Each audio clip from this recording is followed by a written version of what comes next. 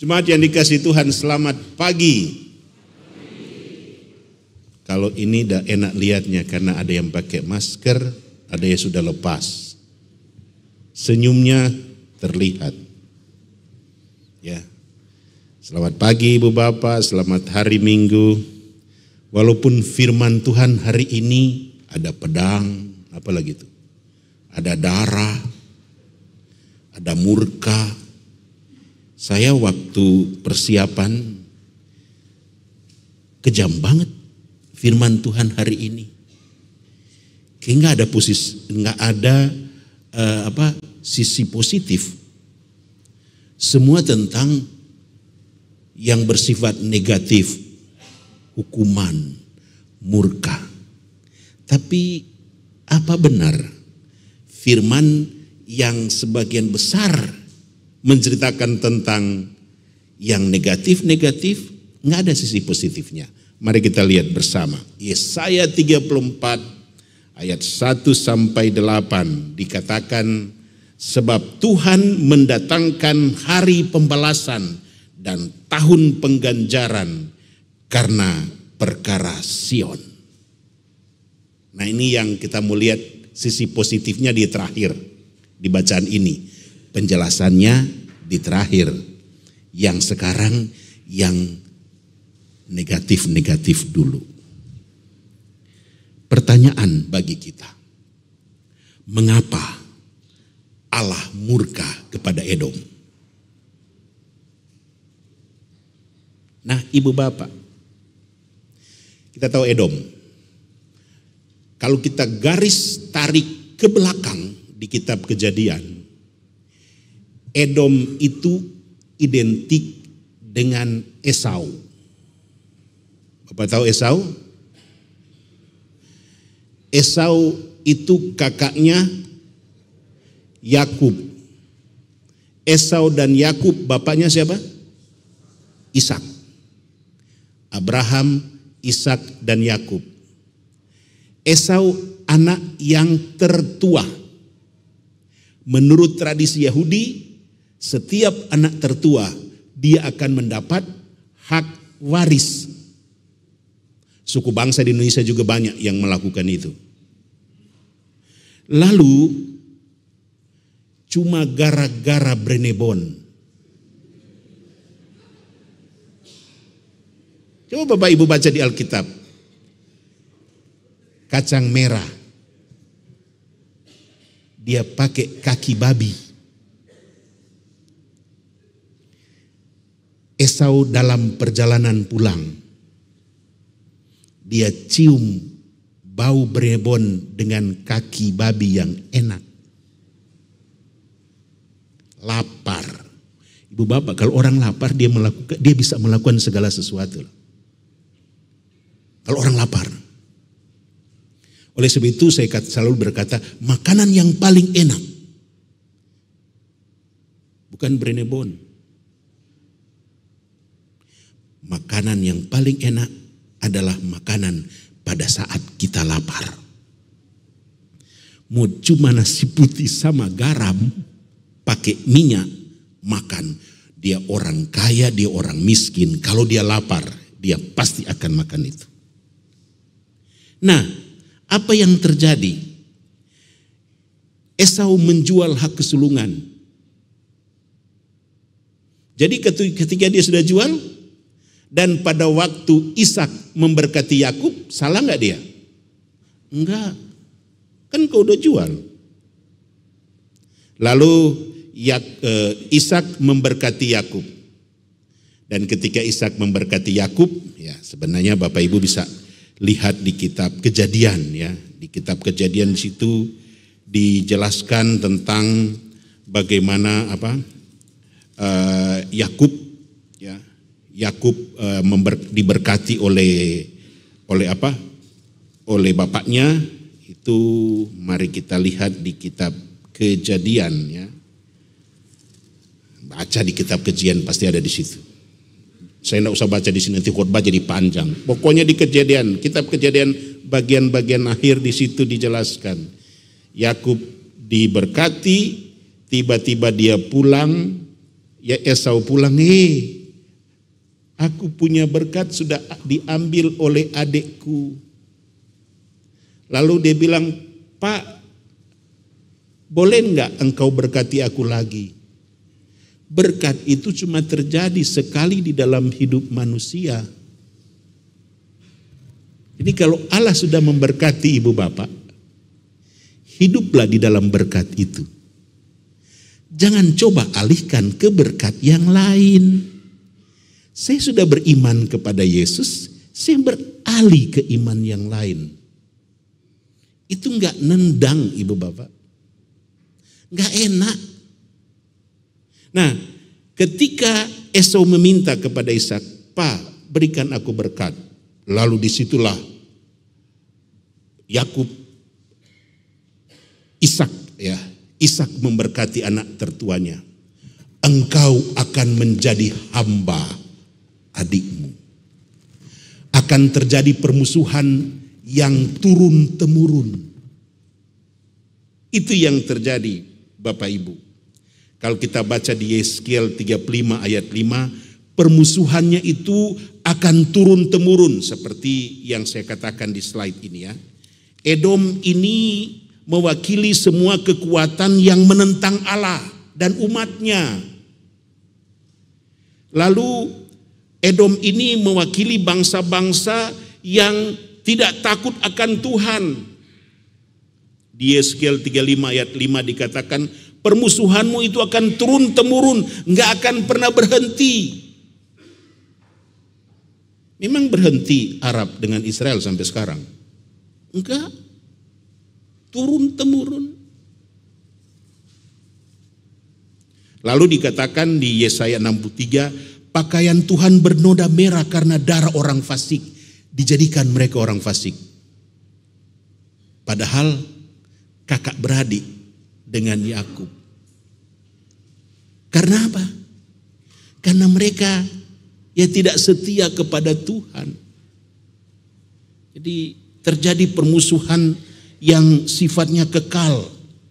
Dan karena sifat kekal, nggak ada obatnya lagi selain dibasmi. Bagaimana cara Tuhan membasmi bangsa Edom itu? Mari kita lihat di ayat yang pertama. Ya. Hukuman yang pertama, hukuman di mana Tuhan membalaskan umatnya. Bapak Ibu buka Alkitab, jangan tutup lagi ya. Dikatakan begini. Ya. Ayat yang pertama, mari ya, mendekat hai bangsa-bangsa, dengarlah dan perhatikanlah hai suku-suku bangsa. Baiklah bumi serta segala isinya mendengar, dunia dan segala yang terpancar daripadanya. Jadi Tuhan benar-benar membalaskan semua hukuman, enggak ada ampun. Kan dibilang, mari dengarlah seluruh ciptaan manusia, seluruh ciptaan Allah, seluruh alam lingkungan ini, dengarlah, aku akan membalaskan murkaku kepada bangsa Edom.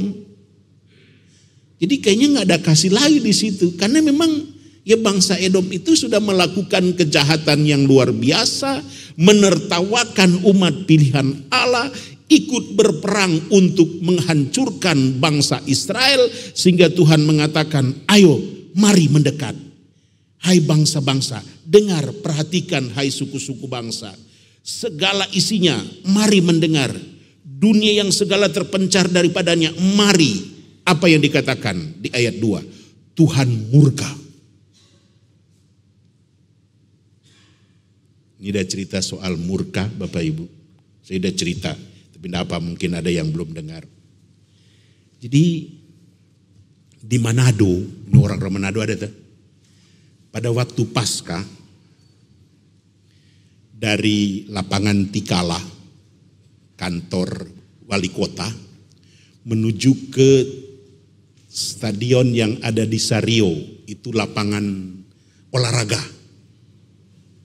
Jauh, 3 kilo atau 4 kilo. Semua gereja-gereja atau mupel bikin peragaan tentang Yesus dari kelahiran sampai kematian.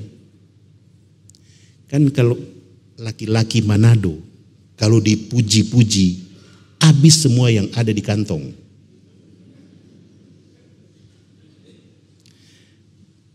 Ada satu jemaat bikin parade, pikul salib. Laki-laki gagah berupaya menjadi Yesus, pikul salib. Jauh memang, tapi karena dia dipuji-puji, senang dia. Prajurit-prajurit orang Manado juga, dia ingin tunjukkan bahwa seperti inilah yang terjadi pada waktu Yesus dibawa ke Golgota, dipukul. Pukulnya nggak tanggung-tanggung Bapak Ibu. Sampai merah-merah pahanya. Kan Yesus waktu itu sudah dibukain baju tuh. Merah. Langsung Tuhan Yesus bilang ke prajurit, jangan keras-keras. Sakit. Ya sakit lah kan. Tapi semakin dibilang begitu, ada perempuan-perempuan cantik yang nonton di jalan, tambah senang. Ada yang nangis, dipukul lagi. Pelanlah sedikit, sakit. Sampai benar-benar jatuh, diambil lagi oleh prajurit, pikul salib, dia pikul lagi, jalan lagi, dipukul lagi. Sampai selesai perjalanan di Sario, ketika haus memang dikasih minum, haus sekali, jalan 4 kilo, panas lah gitu. Sampai di lapangan, Tuhan Yesus bilang begini, pekerjaanku sudah selesai. Kan gak ada parade salib lagi toh, cuma sampai di situ. Dia langsung datang ke prajurit-prajurit. Dia langsung bilang, dan datanglah murka Allah. Akhirnya mereka berkelahi di lapangan itu. Jadi artinya saya mau gambarkan begini Ibu Bapak. Murka itu melebihi dari marah, betul enggak? Murka itu lebih dari, kalau emosinya udah tingkat dewa.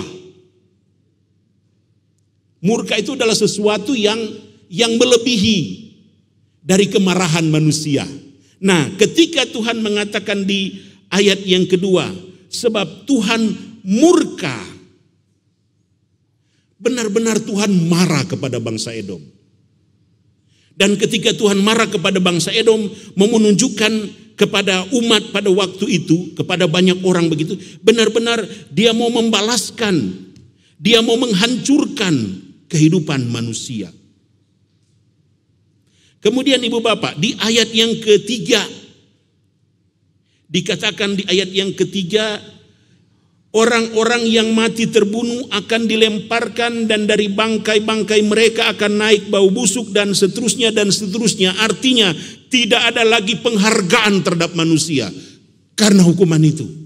Bangsa Edom sudah tidak dikategorikan lagi sebagai manusia karena hukuman, karena murka Allah, karena kebejatan mereka, karena perbuatan mereka yang terlampau jahat.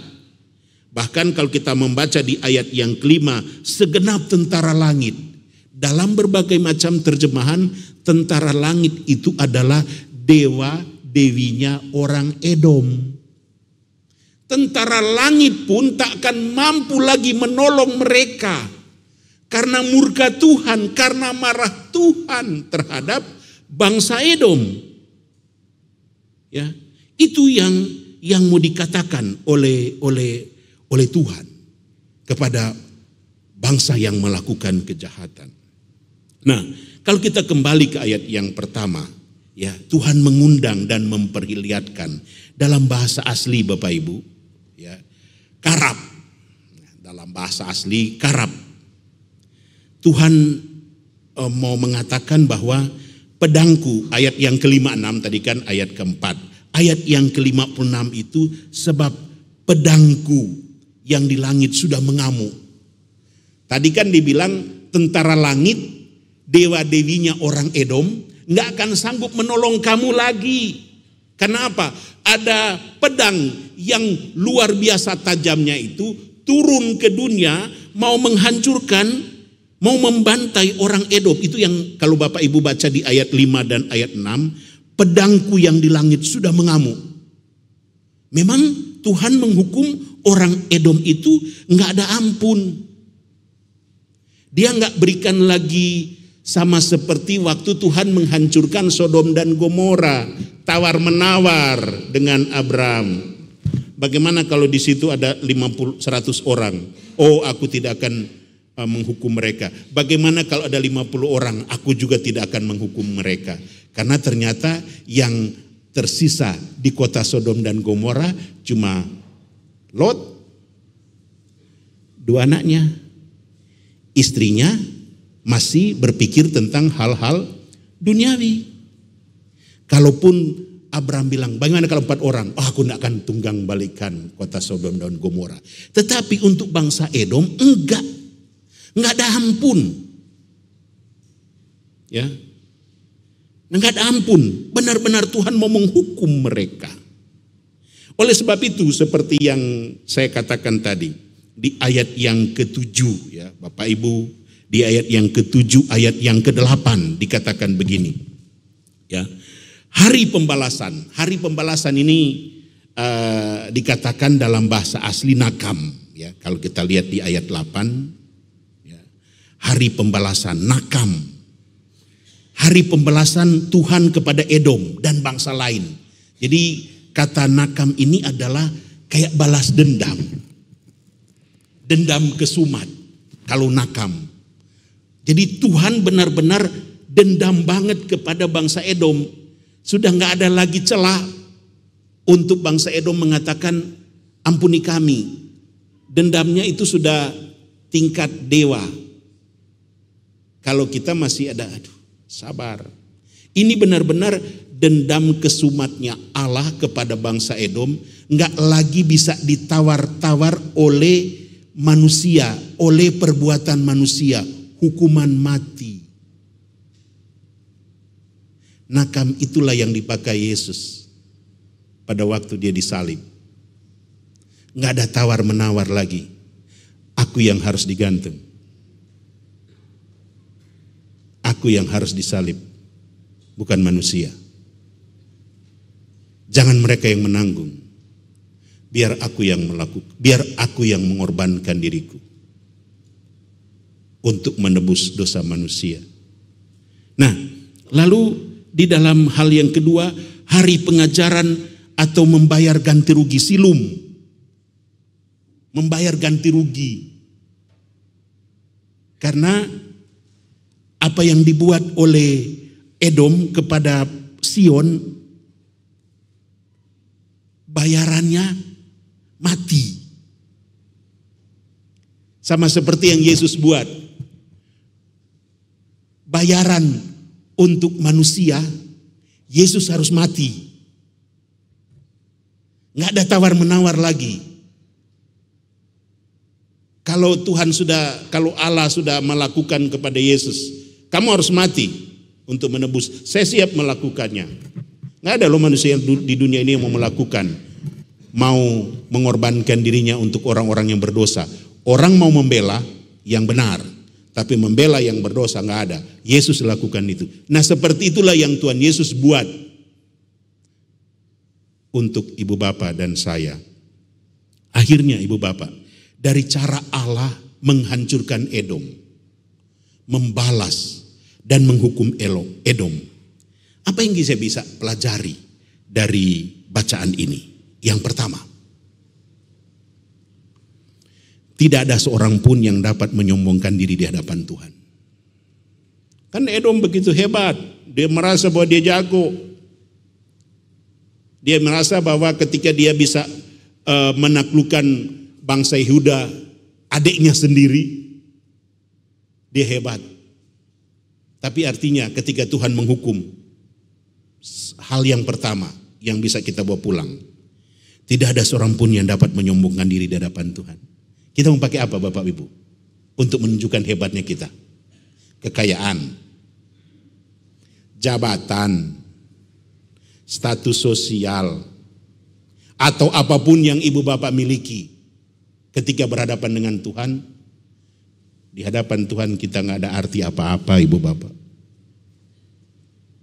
Kita boleh menyombongkan diri kepada orang lain, tapi menyombongkan diri di hadapan Tuhan nggak ada celah. Kan di hadapan Tuhan kita ini manusia yang paling kerdil, manusia yang nggak punya kekuatan kemampuan apa-apa. Jadi hal yang pertama, jangan pernah menyombongkan diri di hadapan Tuhan dalam bentuk apapun. Keberhasilan kita, lalu kita mengatakan itu keberhasilanku karena hebatnya aku. Kesuksesan kita, lalu kita mengatakan itu karena hebatnya aku. Enggak.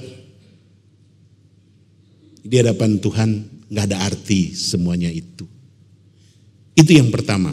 Kemudian yang kedua, setiap kesombongan hanya akan membawa kehidupan seseorang jauh dari kasih Tuhan. Benar Bapak Ibu. Kesombongan Ibu Bapak hanya akan membawa kita jauh dari Tuhan. Ya karena apa? Kita merasa hebat, kita merasa jago sendiri, kan jauh dari kasih Tuhan. Bagaimana Tuhan mau datang kepada kita? Ya kamu sombong sih.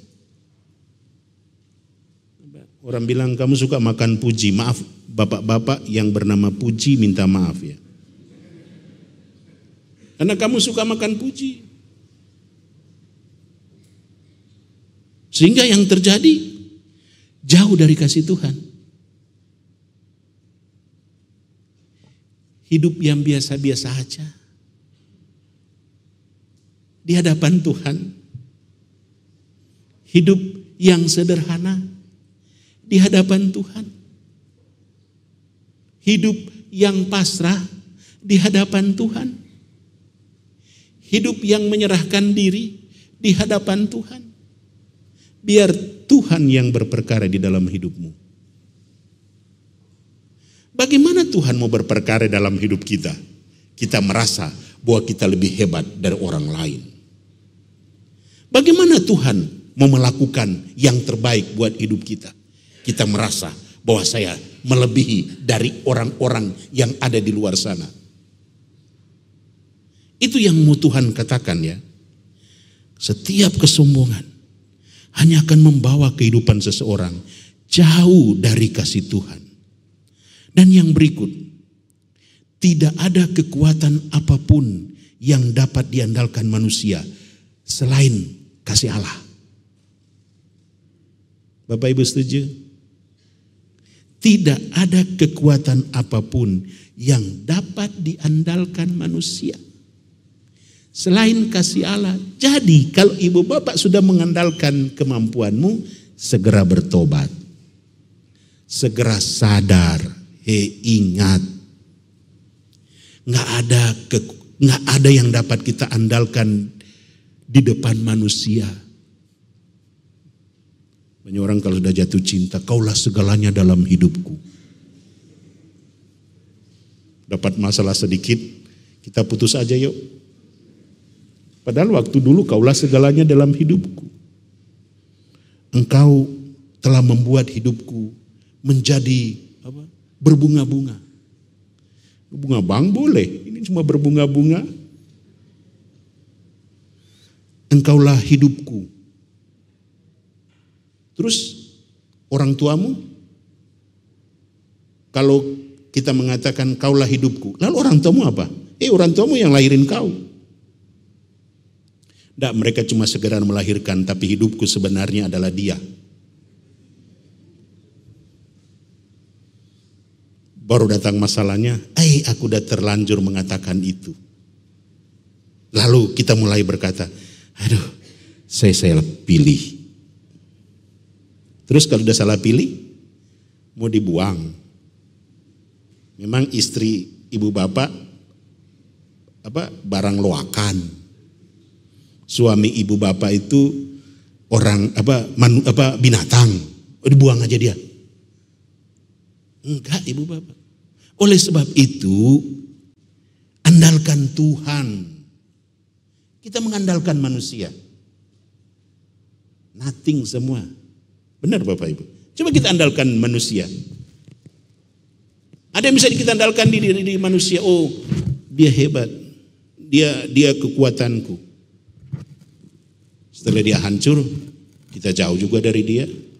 Oleh sebab itu Tuhan bilang, andalkan aku. Andalkanlah aku. Kalau kamu mengandalkan manusia, kamu gak akan dapat apa-apa. Benar Ibu Bapak.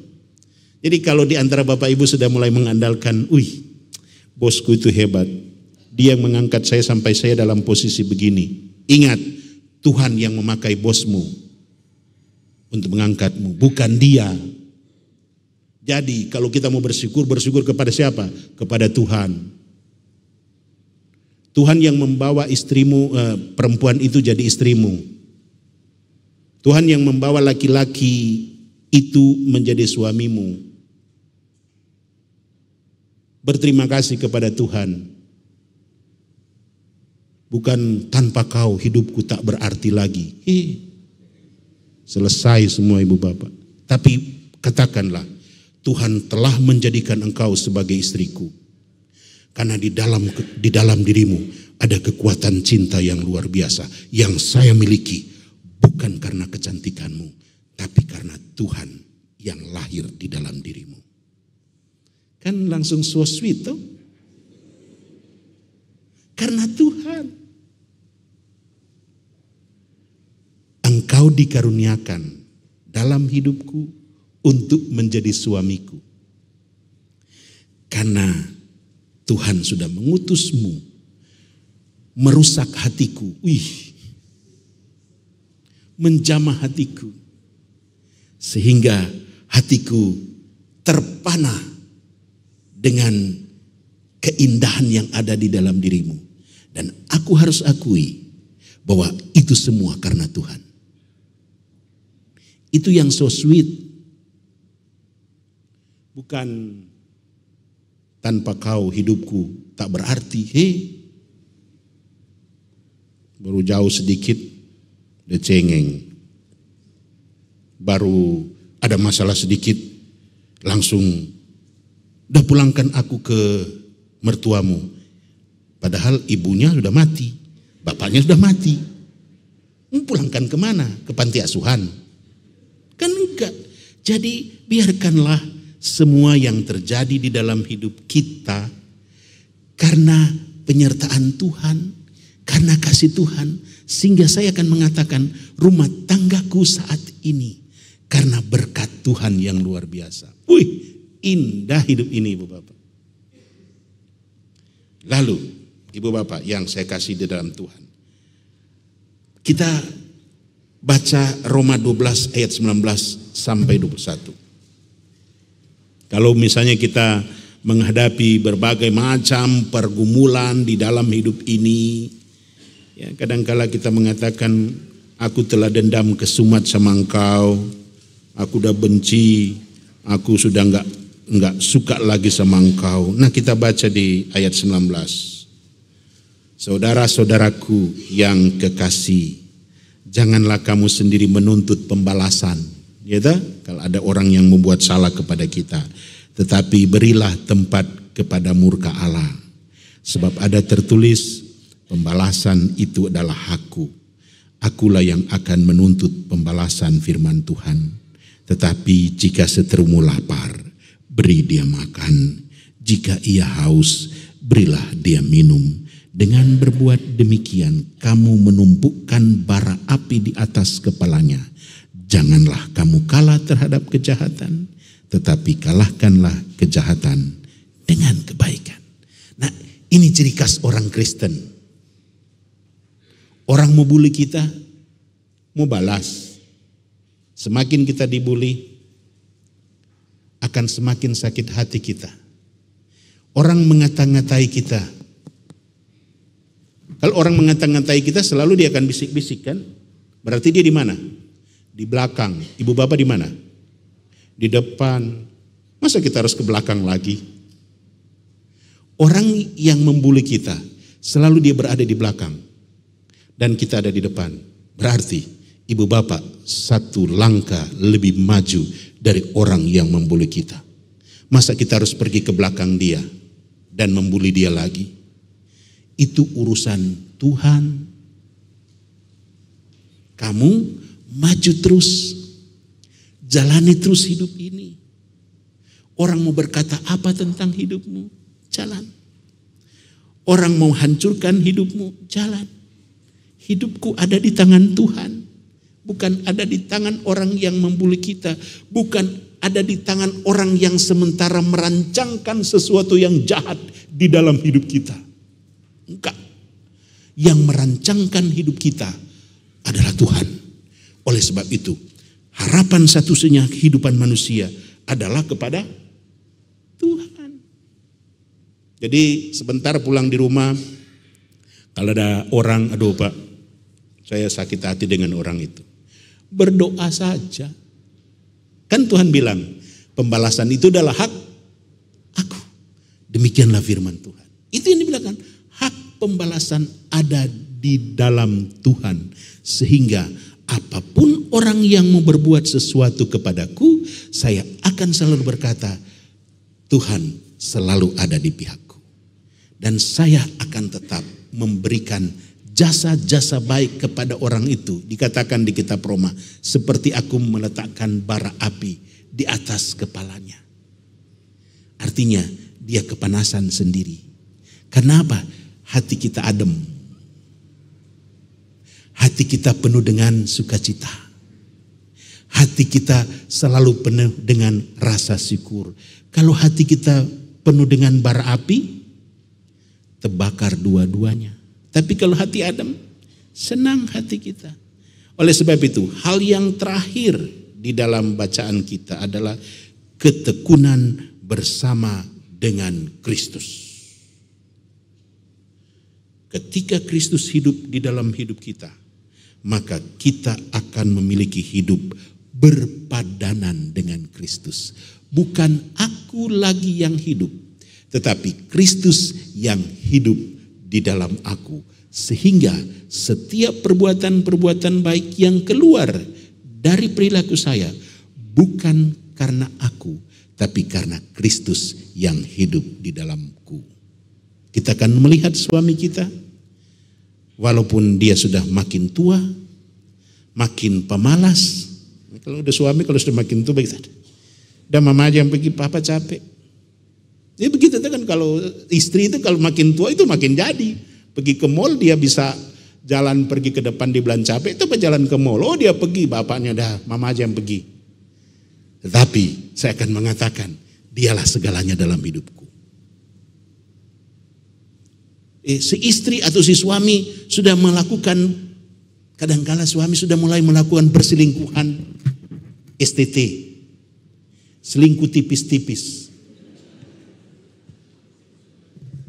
Jangan ambil HP-nya. Berikan cinta. Bukan ambil HP terus mulai. Passwordnya apa? Mukamu. Lagi tidur dipakai begini. Terbuka. Masa cuma karena satu kali kita buka HP, 40 tahun, 50 tahun pernikahan saya dengan dia, menghancurkan hidup kita. Pak, bukan baru sekali Pak dia buat. Udah berapa kali? Udah 5 kali. You hidup dengan dia sudah berapa? 40 tahun. 5 kali cuma sekitar 1 minggu. Mungkin dia lagi sedikit digoda. Ada setan lewat di dalam dirinya. Jangan langsung bilang, pulangkan saya kepada orang tuaku. Lah kan mertuaku kan udah mati, mama ibu kan udah mati. Mau bawa pulang kemana lagi? Udah gak usah Bapak Ibu. Berikan cinta yang kuat bagi suamimu. Berikan rasa aman bagi istrimu. Tidak akan ada perselingkuhan di dalamnya. Kalau ibu bapak memberikan rasa cinta yang kuat kepada keluarga, nggak akan ada perseteruan di dalamnya. Kalau ibu bapak memberikan kedamaian di dalam rumah tangga, nggak ada udang di balik bakwan di dalam hidup rumah tangga ibumu. Yang ada adalah rasa cinta, rasa sayang. Dan rasa cinta dan rasa sayang itu lahir karena apa? Karena Tuhan Yesus Dia yang hidup di dalam rumah tanggaku. Dia yang menjaga hidup rumah tanggaku. Dan ketika suami saya bekerja, saya akan mengatakan, Pak, kalau kamu kerja, baik-baiklah pekerjaan di sana ya. Jangan pergi kerja, video call ya. Tiap 15 menit video call.